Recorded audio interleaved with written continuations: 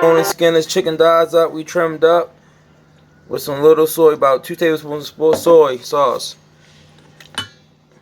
And add you some olive oil. Pan on medium high. Let it smoke. Our trick, always push down, contact with that pan. Let it go, let it brown, don't get brown cut on both sides. And you're going to take them out. Saute it till the brown, get a good brown cut on it. Go over our veggies now. Broccoli, peppers, garlic, onion.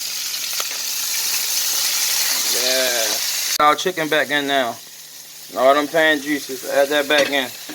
Add that chicken in. Stir, spice. Alright, let's go. Sauce in. It's going to thicken up fast to that cornstarch.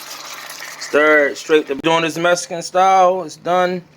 We're going to finish with some cilantro. Fresh cilantro leaves. Stir.